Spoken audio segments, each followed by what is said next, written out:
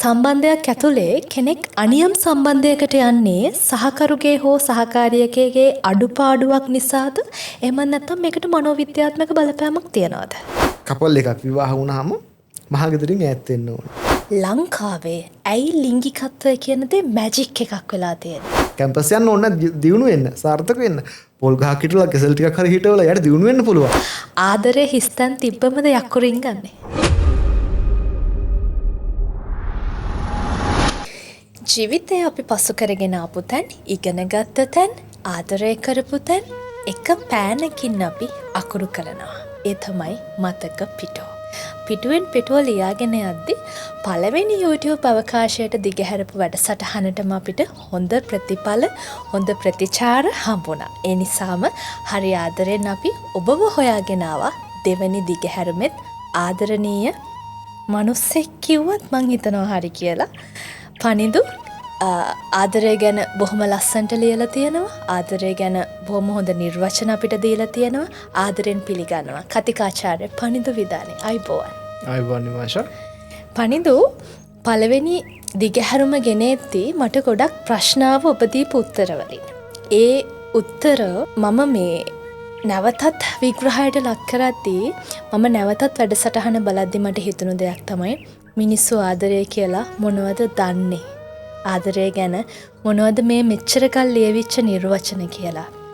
මං ඒ නිසා මෙහෙම අහන්නම්. සමහරු කියනවා ආදරය කියන්නේ රසායනික ක්‍රියාවලියක් කියලා. තවත් සමහරු කියනවා මේක ආත්මගත බැඳීමක් කියලා. මං ඔබෙන් අහනවා ඔබ ආදරය කියන දේ කොහොමද දකින්නේ? නිමාෂට මතකයි නම් පළවෙනි ප්‍රෝග්‍රෑම් එක දවසේ අපි ආදරය කියන්නේ මොකක්ද කියලා කතා කරන අවස්ථාවේ මේ ඒක බොහොම ගැඹුරු කොයිතරම් ඇකඩමික් පැත්ත අපි කතා කරත් ඔය නිර්වචන දීම සම්බන්ධව මම ටිකක් අකමැති පෞද්ගලිකවත්. හේතුව මේ නිර්වචනයක් කියන දේ අපි බාරගන්නේ පුද්ගලබද්ධව. ඒ කියන්නේ මට දැනෙන නිර්වචනය නෙමෙයි ඔබට දැනෙන්නේ. Tamanට අනුව නිර්වචනය. මේ නිර්වචන ගැන කතා කරද්දී ආදරය කියන්නේ මොකක්ද කියලා අහුවාම සාමාන්‍යයෙන් සංසාරගත බැඳීම්, ආත්මගත බැඳීම්, කාලයක් තිස්සේ යන දේවල් හැම එක රාගමික සහ වෙන සංස්කෘතික පදනමක් එක්ක ඒක තියෙන්නේ. ඒකට ඒ කිසිම දෙයක් වැරදි කියලා නෙවෙයි මම කියන්නේ. ඒක පුද්ගලබද්ධ පිළිගැනීම. එහෙමයි මම දකින විදිහට සහ අපේ විෂයානුබද්ධව ආදරය කියලා කියන්නේ හෝමෝන්ස් දෙකක උත්තේජනය වීමක්. ඒ කියන්නේ ඔක්සිටොසින් සහ ඩොපමින් කියන හෝමෝන්ස් දෙක උත්තේජනය වෙලා ක්‍රියාත්මක වීමත් එක්ක තමයි මේ ආදරය කියන දේ අපිට දැනෙන්නේ. ඔය ඩොපමින් කියන හෝමෝන් එක නිමාෂා මේ මොලෙන් දැන් මේ හෝමෝන් එකක් නෙවෙයි කියලා කියන්නත් පුළුවන්. මේක වෙනම ඉදිරිපත් කිරීමක් තියෙනවා හැඳින්වීමක්. ඒ සරලවයි මම කියන්නේ ඩොපමින් කියන හෝමෝන් එක ස්‍රාවය වෙද්දී අපිට මේ මුළු ලෝකෙම රෝස පාටට ලස්සනට හැමදේම හරි ලස්සනට වෙන්නේ. ලව් එකක් මුලදී තියෙන්නේ ඩොපමින් තමයි වැඩිපුර ශ්‍රාවය වෙන්නේ. කියන්නේ හරි ලස්සනයි මොනවද ආසම් පාට මං ආසම් පාට මේක ඔය බල්ලන්ට කැමතිද මාත් බල්ලන්ට කැමති.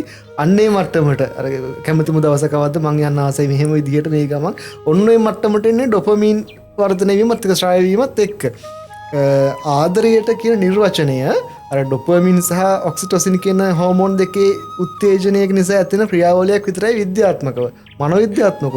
හැබැයි අපේ සංස්කෘතිය නැත්තම් අපේ මේ ප්‍රායෝගික ජීවිතයට එද්දී අර මේ චිත්ත වේගීය ක්‍රියාවලියක් ඒ කියන්නේ හැඟීම් ෆීලිංග්ස් ඒ කියන්නේ ඔන්න ඔය චිත්ත වේගීය කියන්නේ අපි හිතේ ඇතිවන හැඟීම් සම්බන්ධ ක්‍රියාවලියක් කියලා සරලව අපිට අර්ථ දක්වන්න පුළුවන්. පනිදු දැන් මේ ලිංගිකත්වය කියන මාතෘකාව සමාජයේ බොහෝ ප්‍රශ්න ඇති කරපු මාතෘකාවක්. ආදර සම්බන්ධතාවයක් ඇතුලේ ලිංගිකත්වය කියන දේ අත්‍යවශ්‍යයි. මෙය නිසාම ප්‍රශ්න ඇති වෙච්ච තැන ඕනතරම් ඔබට ඇවිල්ලා ඇති. ලංකාවේ ඇයි ලිංගිකත්වය කියන දේ මැජික් එකක් වෙලා තියෙන්නේ? සංස්කෘතිය නිසා. කෙටිම පිළිතුර ඒක. සංස්කෘතිය කියන දේ නිමාෂා වැරදි දෙයක් නෙවෙයි. හැබැයි එකම දේ සංස්කෘතිය කියන දේ ගලාගෙන යන්න ඕනි. ඒ කියන්නේ 1950 තීච්ච සංකල්ප නෙවෙයි දැන් මේ ප්‍රායෝගික ජීවිතය අපේ තියෙන්නේ. 2050 මෙහෙම යද්දි සංස්කෘතිය ගලාගෙන යන්න ඕනි. අපේ පොඩි ගැටලුවක් තියෙනවා මේ සංස්කෘතියට ගලාගෙන යන්න දෙන්නේ නැහැ. එකම තැන පල් වෙනවා එක තැන පල් වෙන ගතියක් තියෙනවා. නැවත කියන්න ඕනේ මේ අපි මේ රැඩිකල් වෙන්න උත්සාහ කරනවා නෙවෙයි. මම මේ මගේ කතාව ඇතුලේ සංස්කෘතියක් අත්‍යවශ්‍යයි. අනිවාර්යෙන් සංස්කෘතික අනිවාර්යෙන් අත්‍යවශ්‍ය දෙයක්. හැබැයි ඒක ගලාගෙන යන්න ඕනේ. එක තැන පල් වෙන්න බෑ. එහෙම වුණොත් එහෙම ගොඩක් කටට අසාධාරණයක් වෙනවා අපේ අලුත් ජීවිතවලට.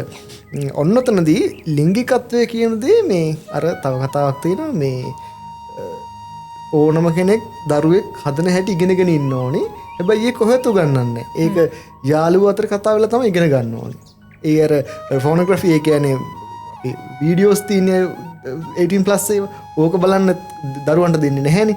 පනිදු මට මතකයි මේ මම පාසල් යන කාලේ සෞඛ්‍ය පොතේ පාඩම ගුරුවරු මග හරිනවා. මග හරිනවා. විද්‍යා පොතේ තියෙන පාඩම යෝනි මාර්ගය කියන වචනය දැක්කහම එදාට එක්ක සයන්ස් ගුරුවරිය ඉන්නේ නැහැ. නැත්තම් පොත කියව ගන්න කියන එහෙම මට්ටමකට ඇවිල්ලා තියෙනවා.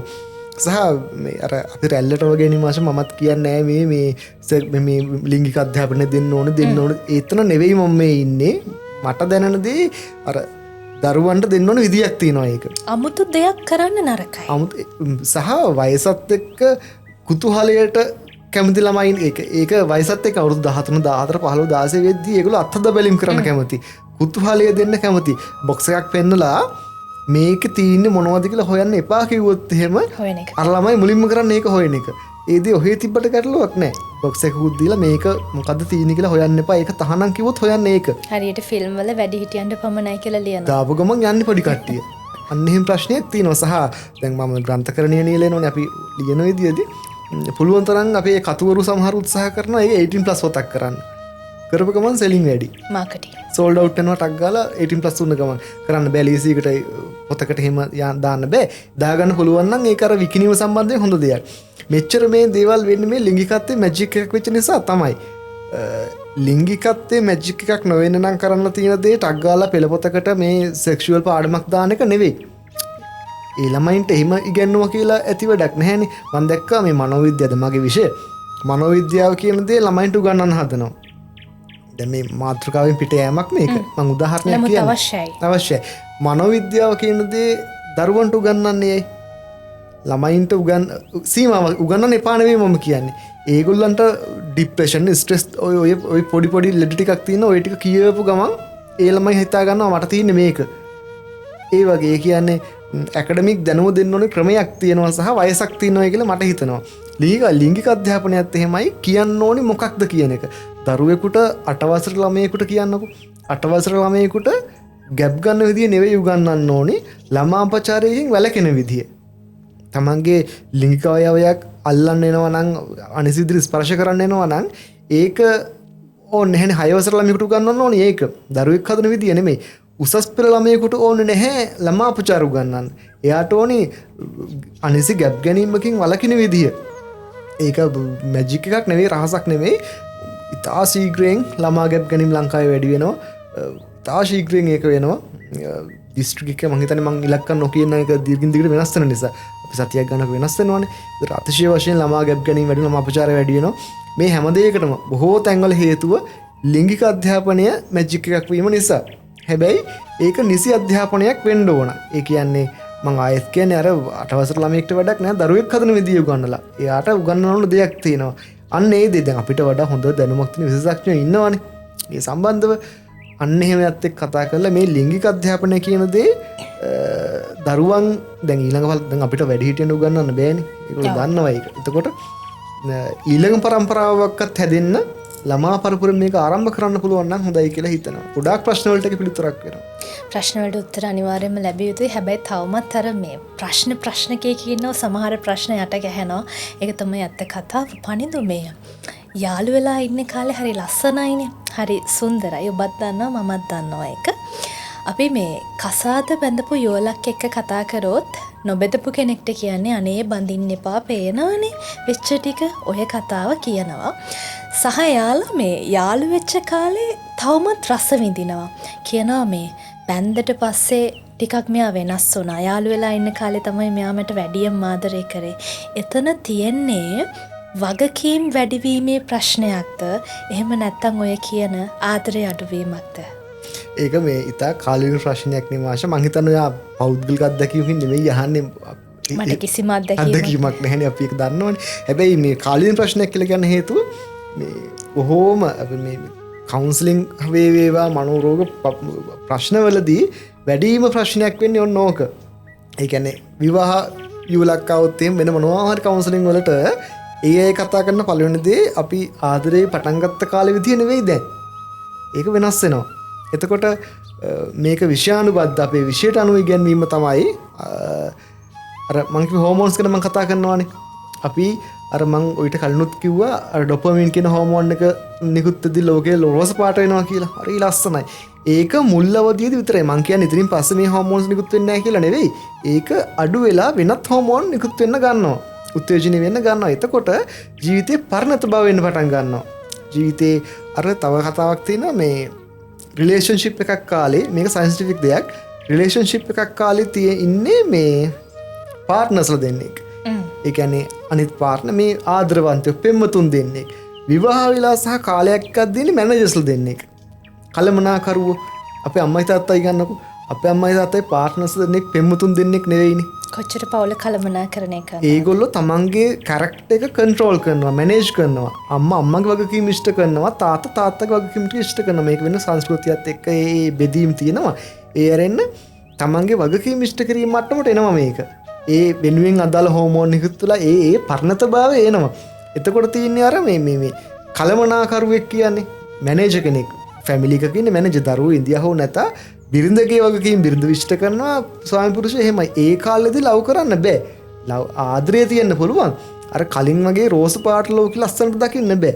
එහෙම කරන්න නම් හැමදාම දෙමව්පියන්ගෙන් කකා බිබි අර ආදරය කර කර ඉන්න ඕනේ ෆෝන් එකෙන් හරි ලියුම් වලින් හරි. එහෙම නෙවෙයි.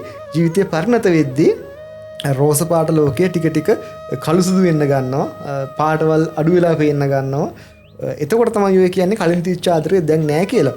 ඔකට කරන්න තියෙන දේ පළවෙනි දේ ඇකඩමික් පැත්තෙන් මේක මේ අවබෝධය මේ විස්තර මෙහෙමයි දැන් මෙහෙම මෙන්න මේ වෙනස තේරුම් ගන්න එක.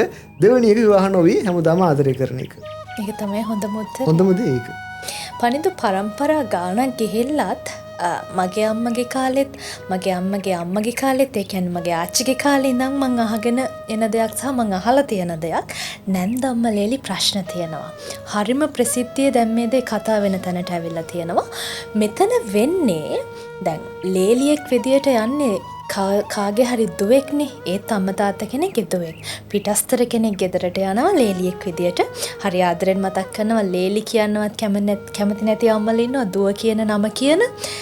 නමුත් අවාසනාවන්ත විදියට ප්‍රශ්න ඇති වෙනවා. මත ගැටුම් ඇති වෙනවා. මෙතන තියෙන්නේ ඒ පුතාගේ ආදරය බෙදී යාම නැන්දම්මට එහෙම නැත්නම් එයාගේ අම්මට දරා ගන්න බැරි කමද නැත්නම් මොකද්ද මේ ප්‍රශ්නේ? ආදරය බෙදා ගැනීමට වඩා අයිතිය කියන දේ. මගේ පුතා. තමන්ගේ කියන්නේ මොකක්ද අයිතිය? මේක දෙපැත්තම සමානයි නිමාෂා. විවාහ වෙලා දැන් කපල් එකක් ආවම මහගෙදර නම් එන්නොත් ඒකක් හදලා දෙන්න සිදුවීමේ ඉඳලා මුල ඉඳලා පටන් ගන්නේ අයිතිය බෙදා දීම කියන දේ. ඒ කියන්නේ අම්මා කියන චරිතය විශ්වාස කරනවා. දැන් අවුරුදු ගාණක් තිස්සේ මෙහෙම ඉඳිය මං කන්න බොන දුන මෙහෙම කරා පුතාව අයිති මට.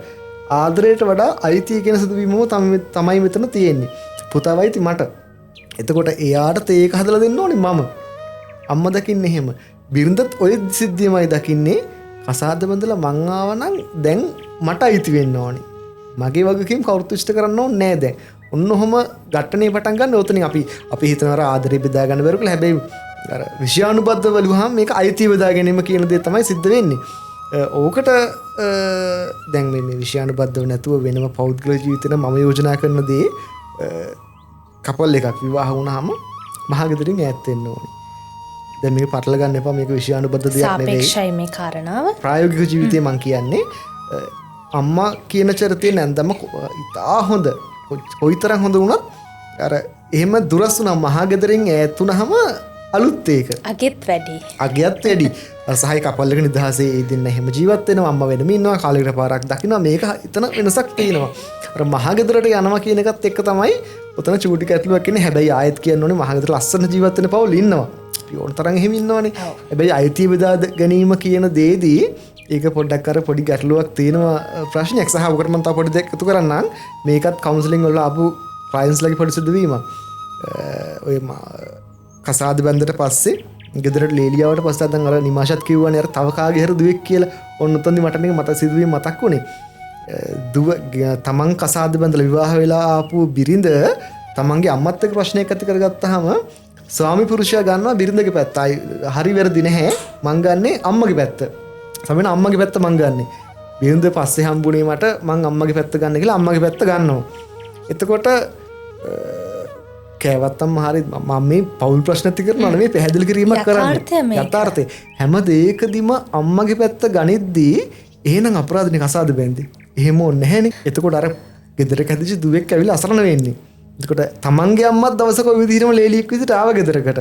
එතකොට පුතෙකුට ලොකු ඉතින් වගකීමක් තියෙන මේ ප්‍රශ්න විසඳ ගන්න මැදිහත් වෙලා මට හිතෙන ඉතින් පෞරුෂ පර්සනැලිටි එකත් එක්ක අවබෝධයෙන් අර අම්මා දුව බිරිඳ දෙගොල්ලන්ට මේක අවබෝධයෙන් කරන්න පුළුවන් නම් විසඳ ගන්න ඕනේ ප්‍රශ්නයක් ඉතින් මේක. නොගැලපෙන තැන් වලින් වෙන්ව යා යුතුයි. ඇත්තම කතාව ඒක. යාළුවලා ඉන්න කාලේ මේ අපි උත්සාහ කරනවා පරිදි අදහස් ගලප ගන්න. කොච්චර වුණත් අපි ආසයි අපේ අදහස් වලට ආදරය කරන කෙනෙක්ට එයාගේ අදහස් ටික බෙදා ගන්න අපි කැමති. එහෙමවත් අදහස් ගලප ගන්නේ නැති සමහර කපල් වෙන්න පුළුවන්. සමහර සම්බන්ධතා වෙන්න පුළුවන්. කසාද බඳින්න ගියාට පස්සේ පොරොන්දම් ගලප ගන්නවා. මේකේ කොච්චර මේ සාර්ථකයිද සහ යාළු වෙලා බැරිම තැන ප්‍රපෝසල් හොයන්න යනවා. මේක සාපේක්ෂ කාරණාවක්. එතකොට එහෙම හොයන්නේ මේ ලෝකේ කොහේ හරි මං ආදරය කරන මනුස්සයා ඇති මං පතාගෙන ආපු කෙනා ඇති කියලා හිතාගෙනද? ප්‍රශ්න දෙකක් එතන. පළවෙනි දේ පොරොන්දම් ගැලපීම කියන දේ. දැන් මගේ පෞද්ගලික අදහස් මේකට කියන්න ඕනේ නැහැ මගේ පිළිගැනීම වෙන දෙයක් නිසා. පොරොන්දම් ගැලපීම කියන දේ ජ්‍යොතිෂ කියන දේනේ. එතනදී තමන් කැමති නම් පිළිගන්න සහ නොපිළිගන්න ඒක තමන්ගේ අදහසක් ඒක පුද්ගල බද්ධයි. හැබැයි අවුරුදු 15ක් එකට ඉඳලා එකට යාළුලා ඉඳලා ප්‍රේම සම්බන්ධතාවයේ ඉඳලා පොරොන්දමකින් කියනවා නම් ඉන්න හොඳ නැහැ මේගොල්ලෝ කියලා එතනින් තමන් ඉවත් වෙනවද කියන තමන්ගේ ඉතින් ඒක තේරුම් ගැනීම අවබෝධ කර ගැනීමේ දෙයක්. මම ජ්‍යොතිෂ කියන විෂය පහළට දාන්නේ මොකද ඒක බොහොම ගණිතීය මිශ්‍ර විද්‍යාත්මක විෂයක් පැත්තකුත් තියෙනවා ඒකේ. අංක ගණිතය තියෙනවා. අංක ගණිතය සහ ඒක පොඩ්ඩක් සයන්ටිෆික් විෂයක් කියලා මගේ පිළිගැනීමක් තියෙනවා. හැබැයි එකමදී අර හඳහම් බලන මිනිස්සු හඳහම් බලන්න දන්නවද කියන එක ගැටලුවක් තියෙනවා. හැමෝම ඒක වෙනම කාරණාවක්නේ.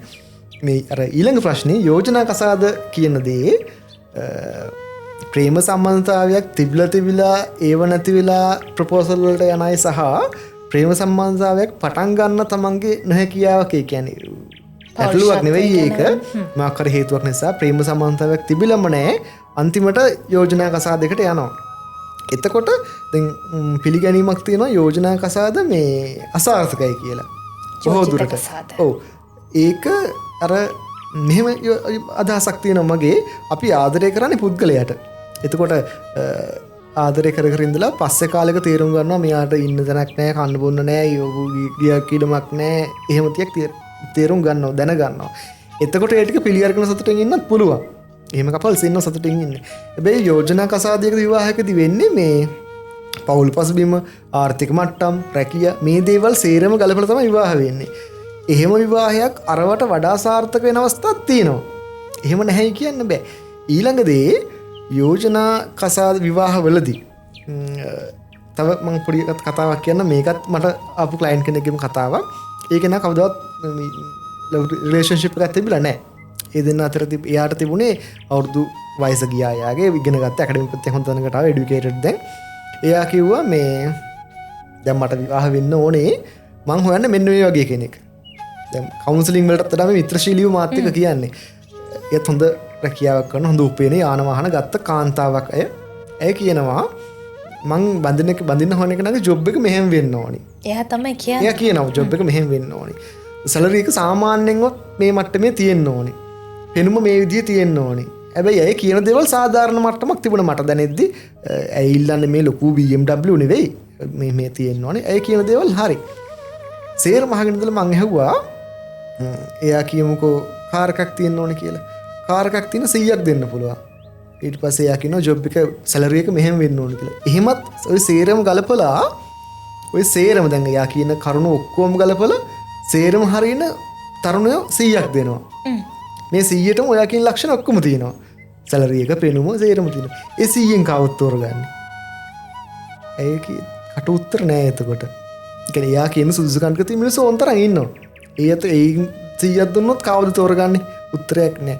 හේතුව නිමාෂා ලව් මේක එහෙම තමයි. යෝජනා කසාදවලදීත් එහෙම තමයි. එකම දේ අපි හොයන්න ඕනි අර අපි ඔය හොයන සිස්ටම් එකේදී මේක මගේ අදහසක්. අපි මේ පෙනුම මෙහෙම වෙන්න ඕනි, අධ්‍යාපනය මෙහෙම වෙන්න ඕනි කී කරන්නේ කාව හරි හොයන එක නෙවෙයි, ෆිල්ටර් සිස්ටම් එකක්. කටි ඉවත් කරනවා. 10 දෙනෙක් මතක කළා මෙයා ඕනේ මෙයා ඕනේ. ඒ මෙහෙම ෆිල්ටර් සිස්ටම් එකක් තියෙන්නේ. ඒ නැති ෆිල්ටරින් ප්‍රොසෙස් එකක් එතන තියෙන්නේ. ෆිල්ටර් කරනවා. ඊනතු ෆයින්ඩ් කරනවා නෙවෙයි හොයනවා නෙමෙයි කෙනෙක්ව. හොයන්න ගියාම ඒ වගේ 100ක් වුණත් හම්බෙන්න පුළුවන්. හැබැයි ඒ 100න් කෙනෙක්ව තෝරගන්න ඕනේ. දැන් 100ත් එක්කම ඉන්න පුළුවන් එහෙනම් ඉතින්. එතන වෙන්න ඕන නිමාෂා අපි විවාහයකදී රිලේෂන්ෂිප් එකකින් විවාහ වුණත් යෝජනාවකින් විවාහ වුණත් විවාහයක් සිද්ධ වෙන්න ඕනි තමන්ගේ මෙන්ටලිටි එකට ගැලපෙන කෙනෙක්ව. ඒ කියන්නේ අර මේ ඉම්පර්ෆෙක්ට් මී ඇක්සෙප්ට් කරනයි කියලා අදහසක් තියෙනවා. ඒ කියන්නේ රිලේෂන්ෂිප් එකේදී ලව් එකකදීත් අපි නිතරම උත්සාහ කරනවා පර්ෆෙක්ට් මාව පෙන්වන්න. අංග සම්පූර්ණ මමයි ඔබයි අතර සම්බන්ධයක් තියෙන මම ඔයාට පෙන්නන්නේ මම ලස්සනටම කන විදිය මම ලස්සනටම අඳින විදිය මේක දිගට දිගට යද්දි පෙන්වන්නේ පර්ෆෙක්ට් මී කියන සංකල්පය. හොඳම හොඳම කෙනා මම තමයි කෙනා මම කියන චරිතය. හැබැයි ඒක කරන්නේ අනිත් කෙනා මාව රිජෙක්ට් කරන නිසා. හැබැයි ඉම්පර්ෆෙක්ට් මීව ඇක්සෙප්ට් කරන කෙනා, ඒ කියන්නේ පර්ෆෙක්ට් නෑ මගේ ඇත්ත ස්වරූපය ඇක්සෙප්ට් කරන කෙනෙක් ඉන්නවද ඒ කෙනා විවාහයකට සුදුසුයි කියලා හිතනවා. ඒක පොඩි සෙන්සිටිව් එකක්. ඇත්ත කෙනාට ආදරේ කරනවා. ඇත්ත කෙනා එතකොට කැඩෙන්න දෙයක් නෑ. ඒ කියන්නේ මේ අහුවෙන්න දේවල් නෑ. ඉම්පර්ෆෙක්ට් මේක කියන මේ මගේ රියල් මාව ඇක්සෙප්ට් කරන චරිතය විවාහයකට සුදුසුයි. යෝජනා වුණත් ලව් රිලේෂන්ෂිප් වුණත් ඔය කොයික වුණත් ඔන්න ඉතින් අපිට හොයාගන්න අපහසු හොයන්න ලේසි නෑ ඕක.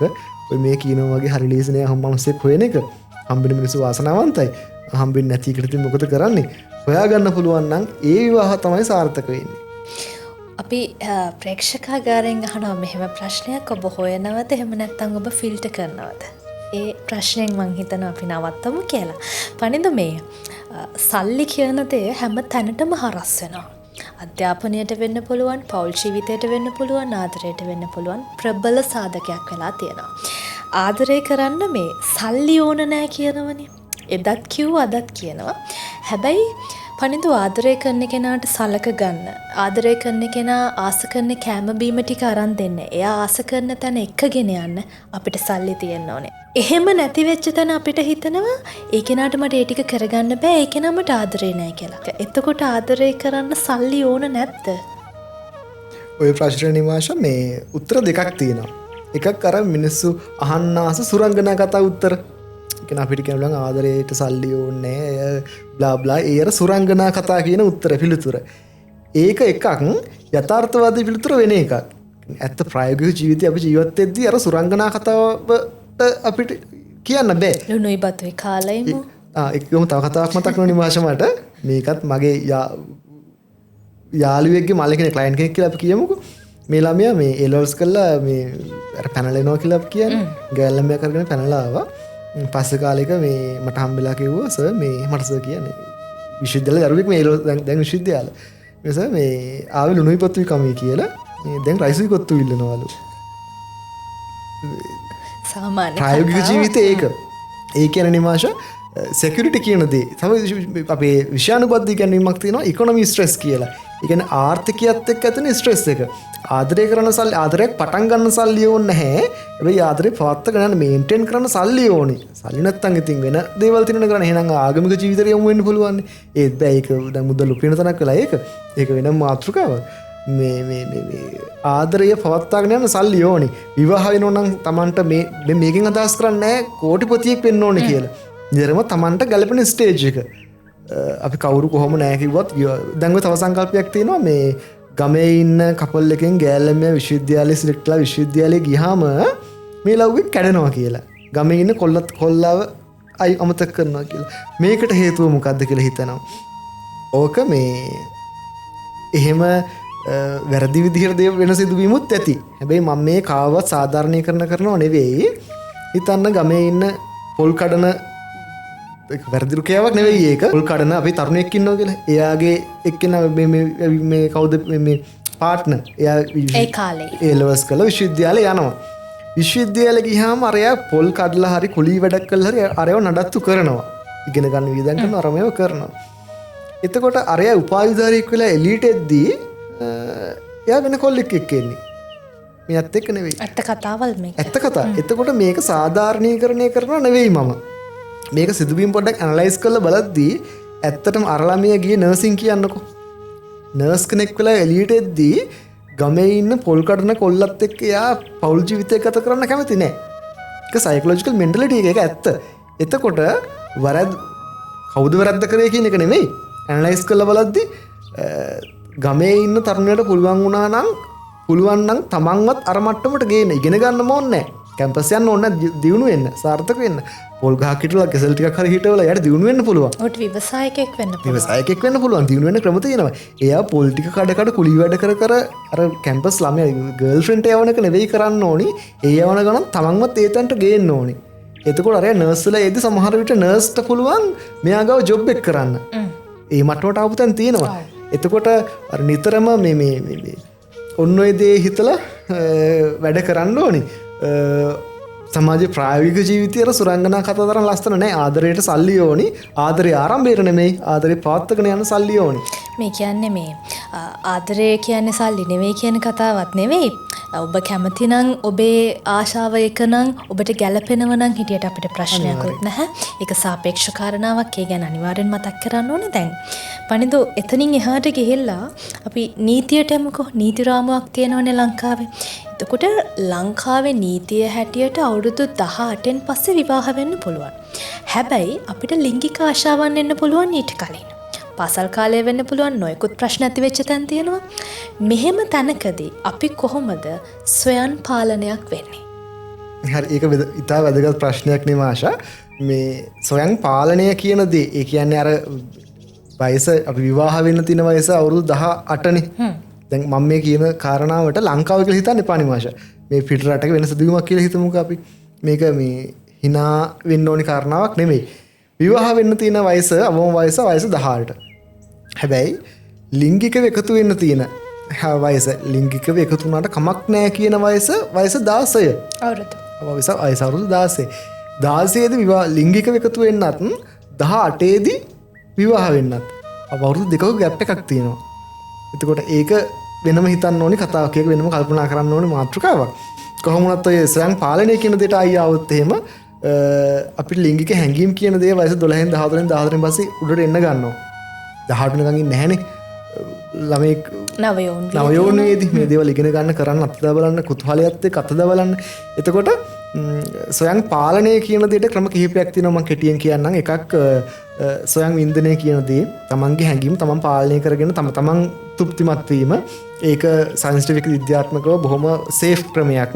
ස්වයං වින්දනය කියන දේ තමන්ගේ හැඟීම් පිට කරන්නේ තමන් එක්කම. එතකොට තමන්ට ඒක කිසිම ගැටලුවක් නැහැ. සහ මේ ශරීර සෞඛ්‍යයටත් ඒක යම් කිසි හොඳ මට්ටමක් තියෙනවා. ඒක වෙනම විද්‍යාත්මක පදනමක්. ඒක පැහැදිලි කරන්න දීර්ඝ මාතෘකාවක්. ස්වයං වින්දනය කියන දේ ඒකත් ස්වයං පාලනයක් තමයි. ඒක ස්වයං පාලනය කියන ස්වයං වින්දනය විතරක් නෙවෙයි. චිත්‍ර කඳිනවා කියලා හිතන්නකෝ. චිත්‍ර අඳින්න පුළුවන්. ස්පෝර්ට්ස් කරන කෙනාට ස්පෝර්ට්ස් කරන්න පුළුවන්. මියුසික් කරන කෙනාට සින්දු කියන්න පුළුවන්. මේ ගොඩාක් දේවල් යනවා ස්වයං වින්දනය කියන කැටගරි එකට චුට්ටක් කිට්ටුව. කියන හැඟීම් පාලනය කරන්න සහ මෙන්න මේ දේවල් පොඩක් එක ළඟින් යන දේවල්. එතකොට ඔය දේවල් වලින් එකක් මොනවා හරි දෙයක් කරලා තමන් කැමති දෙයට යොමු වෙලා ස්වයං පාලනය කියන දෙයට යොමු වෙන්න පුළුවන්. හොඳ ප්‍රශ්නයක් සහ හොඳ කතිකාවතක් ගෙනෙන්න පුළුවන් තැනක් මේ. දැන් අපිට ආදරේ අඩුවක් වෙද්දී වෙනසක් වෙද්දී පණිද දුක හිතෙනවා. මේක ඇත්ත කතාවනේ. හැබැයි එතෙන්දී අපිට හිතෙනවා එයාට වෙන කෙනෙක් ඇති කියලා. ඒකයි මට ආදරේ අඩු කියලා හිතෙනවා. මෙතෙන්දී සමහර වෙලාවට පුදුම සැකයකින් අපි ඒ කෙනා ගැන බලන්නේ. සමහර වෙලාවට එහෙම දෙයක් නැති වෙන්නත් පුළුවන්. හැබැයි අධික සැකයක් තියෙනවා ඒ කෙනා ගැන. නැති ප්‍රශ්න ඇති වෙන්න පුළුවන්. සැකය නිසා සම්බන්ධයක් ඇතුළේ වෙන්න පුළුවන්. පෞල් ජීවිතයක් ඇතුළේ වෙන්න පුළුවන්. කොච්චරක්නම් දේවල් වෙන්න පුළුවන්ද? සැකය කියන මාතෘකාව නිමාෂා මේ කොටස් දෙකකින් ගලා යනවා. එකක් සම්බන්ධතාවයක් ඇතුළතදී සැකය කියන්නේ සරල සාමාන්‍ය දෙයක් වෙන්න පුළුවන්. සාමාන්‍ය කාරණාවක්නේ. අපි කවුරුත් රහත් වෙලා නැහැ නේද? ඒක සැකය කියන දේ ඉපදිනවා. හැබැයි දැන් ඔබ අහපු ප්‍රශ්නෙට වඩා අමතර දෙයක් මේක සැකය කියන දේ පොඩ්ඩක් වැඩිදුර යන ගතියක් තියෙනවා. මේක යම්කිසි රෝගී මට්ටමකට යන ගතියක් තියෙනවා. මගේ රෝගය ගැන කියන්නම්. අපි මනෝවිද්‍යාව ගන්නවා මොබිඩ් ජෙලසි කියලා. මොබිඩ් ජෙලසි කියලා රෝගී තත්ත්වයක්. මේකද වෙන්නේ ඔහු හෝ ඇය අතිශය වශයෙන් තමන්ගේ පාර්ට්නර්ව සැක කරන විවාහයෙන් පස්සේ බොහෝ දුරට මේ ගතිය එන්නේ. ඒ කියන්නේ විවිධ විදිහට තමන්ගේ එයාගේ සෝෂල් මීඩියා චෙක් කරන්න, යන්නේ නැත්නම් බලන්න, ෆලෝ කරන්න, ජොබ් එකට නොගිහින් තමන්ගේ පස්සෙන් ඇවිල්ලා වයිෆ් ගියේ කොහෙද කියලා හොයන්න, මේ තරම් පුදුම තරම් ෆලෝ කිරීමක් ෆලෝ කරනවා සහ තමන්ගේ නිදහසට බාධා කරනවා. සහ ඒක අතිශය ඉහළ මට්ටමට යද්දී දරුණු වෙද්දී තමන්ගේ වයිෆ්ගේ මේක hina වෙන්න ඕන කාරණාවක් නෙවෙයි, අපි අණ්ඩව්‍යාස යට ඇඳුම් පවා එයා චෙක් කරනවා මෙයා අද කාත් එක්ක කර ගිහිල්ලාද කියලා බලන්න. එතනට ඇවිත් තියෙනවා. ඒ තරම් දරුණු මට්ටමකට මේ මොබිඩ් ජෙලසි කියන தත්ත්වය උඩට යන්න පුළුවන්. එතකොට ඒක හිතන අපි මේ කියන තරම් ලේසි නෑ පෞල් ජීවිතය ඇතුලේ ඒ බිරිඳ කියන චරිතය ඉන්න විදිය අපිට හිතා ගන්නවත් බෑ. එයාට ඊට පස්සේ අර ස්වාමි පුරුෂයාට තියෙන ඒ රෝගී තත්ත්වය නිසා බිරිඳට වෙන රෝගී තත්ත්ව හැදෙනවා. ඇන්සයිටි වෙන්න පුළුවන්. ගොඩාක් ඉහළට යනවනේ. අය අර සියලුද දරාගෙන ඉන්න ඕනේ. සමාජයට කියන්න බෑ. සහ හොඳම දේ මොබිඩ් ජෙලසි කියන தත්ත්වය රෝග ලක්ෂණ වලින් පෙන්වුම් කරන්නේ නැහැ. මේක සාමාන්‍ය සැලකිය යුතු බාහිරට පේන්නේ නැහැ. පෙන්වන්න බැහැනේ. ඒක දන්නේ එයා විතරයි. සහ ඒකට ඇනලයිස් කිරීමකින් විතරයි අපිට හොයාගන්න පුළුවන්. ඒක ඒ ඇරෙන්න වෙනම අපිට රෝග ලක්ෂණ නැහැ. අපිට සමාජයට පේන්නේ නැහැ මෙයාට මෙහෙම තත්ත්වයක් තියෙනවා කියලා. එතකොට ඒ වේදනාව විඳින්නේ පවුල ඇතුළේ ඉන්න කෙනා. බිරිඳට තිබුණොත් අහම්බෙන් හරි ස්වාමි පුරුෂයා අර ගෘහස්ත ප්‍රචණ්ඩත්වයට යොමු වෙන්නත් මේ වගේ තත්ත්වවලින් ඇනලයිස් කළ බලද්දී දීර්ඝ මාතෘකා අපි මොකද්ද මේ අපි මේ කතා කරපු මාතෘකාවට අමතර දෙයක් මම තව කියන්නම්. මේ මානසික රෝගී තත්ත්ව කියන දේ ගැන නිමාෂා මේ මන්තට ආපු නිසා දැන් ඔය මොබිඩ් ජෙලසි කියන එක අප්‍රසිද්ධ රෝගයක්නේ. එහෙම ලඩක් තියෙනවා කියලා මිනිස්සු ලොකුවට දන්නේ නැහැ සහ තියෙන කෙනාවත් දන්නේ නැහැ. එහෙම රෝගී තත්ත්ව ගොඩාක් තියෙනවා කියලා. ඔව් නිමාෂ අවසර දෙනවා නම් මම තව රෝගී තත්ත්ව කිහිපයක් කියන්න. මේවා සමාජ දැනුවත් වීම උදෙසා. ඒ කියන්නේ මේවා දැනුවත් කිරීම සමාජ වගකීම. අනිවාර්යයෙන්. ඔය මට රෝගී ලිස්ට් එකම කියන්න වෙලාව මදි වෙයි. හැබැයි ඔබ විශ්වාස කරන නිමාෂා රෝගී තත්ත්ව කියලා නොහිතන අතිශය වෙනස් විදිහේ රෝගී තත්ත්ව තියෙනවා. එකක් එක්සිබිෂනිසම්. අපි අර ගමේ සමාජයේ කතා කරන ග්‍රීසියක්කු කියලා. ඒ කියන්නේ එකපාරට වෙනවා තමන්ගේ ඇඳුම් ගලවනවා කෙනෙකුට තමන්ගේ අවයව පෙන්නනවා. එයා ඇඳුම ඇඳගෙන ආයි යනවා.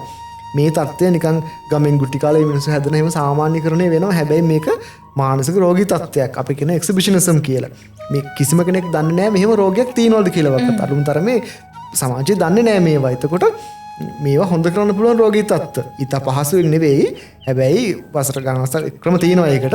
ඒ ක්‍රියාමාර්ග ගත්තාම ඒවා නැවත යථාර්ථයට ගන්න පුළුවන්. නිවර්ති කරන්න පුළුවන්. එක්සිබිෂනිසම් මේ කියන්නේ අර තමන්ගේ අවයව පෙන්නලා තමයි තෘප්තිමත් වෙන්නේ. ඊට පස්සේ තව පෙඩොෆීලියා ඒ කියන්නේ තව වැඩිවියටපත් නොවන දරුවොත් එක්ක ලිංගික එකතු වෙනවා. ඒක තියෙන කැමැත්ත ඒක. එතකොට ඒක ළමා අපචාර විදිහට අපි නීතියෙන් දඬුවම් දෙනවා සහ ගහනවා බයිනවා එහෙම ප්‍රශ්න තියෙනවා. ඒක රෝගී තත්ත්වයක් විදිහට අඳුරගෙන මේ මනුස්සයට බෙහෙත් දෙන්න පුළුවන් නම් එයාව යථා තත්ත්වයට පත් කරගන්න පුළුවන් නම් හිරේ දාලා එළියට ගත්තත් ආයෙ තව ළමයි දූෂණය වෙන්න පුළුවන්. ඒක නවතිනවා. අපිට රෝගී තත්ත්වයට ප්‍රතිකාර කරන්න පුළුවන් නම් මේ වගේ විවිධාකාර රෝගී තත්ත්ව තියෙනවා. මේ රෝග ගැන නිමාශර වෙනම ප්‍රෝග්‍රෑම් එකක් කරන්න පුළුවන් නම් මම ඉතා කැමති. හේතුව මේවා සමාජගත කිරීම සමාජ වගකීමක් කියලා මම විශ්වාස කරනවා. අපි නොදත් ලෙඩ කොච්චරක් නම් බලාගෙන යද්දි තියනවද නේද? කතා කර යුතු මාතෘකාවක්.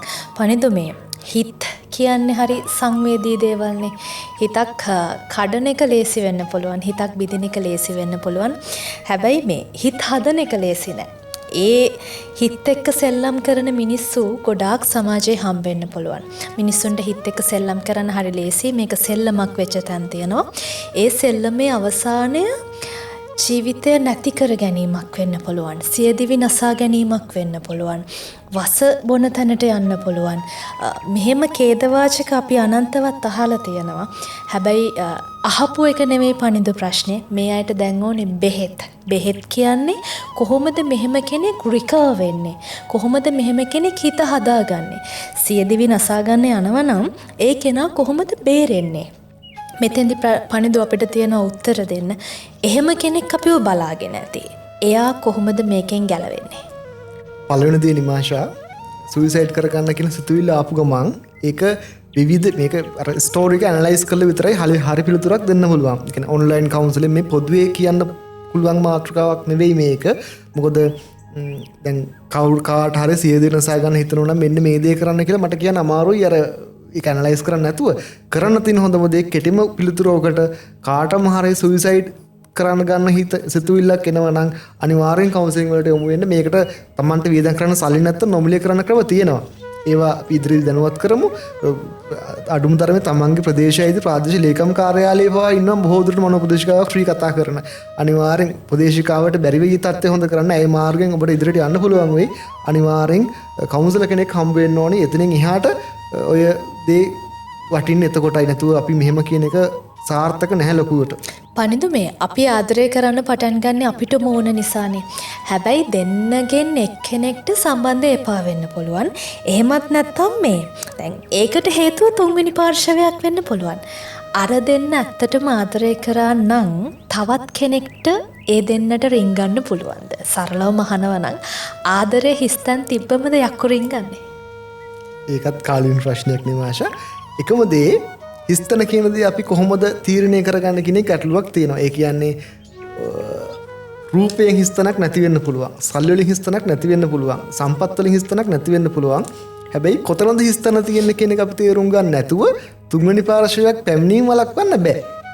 රිලේෂන්ෂිප් එකක් දුවන්නේ ඒ කියන්නේ පවතින්නේ විවාහ කපල් එකක් වුණත් අපේ විවාහ වෙච්ච ජෝඩුවක් වුණත් කපල් එකක් වුණත් ඒ දෙන්න අතර තියෙන අන්‍යෝන්‍ය බැඳීම විශේෂයෙන්ම ඕපන් කමියුනිකේෂන් කියන දේ කතා කරන එක ඕපන්ලි ඔන්න ඔය දේ නැති වුණාම සහ විවිධාකාර ඒ කොහෙන් හරි හිස්තන මොකද්ද කියන එක ඒගොල්ලෝ තමයි දන්නේ මේ සම්බන්ධයට අනුව.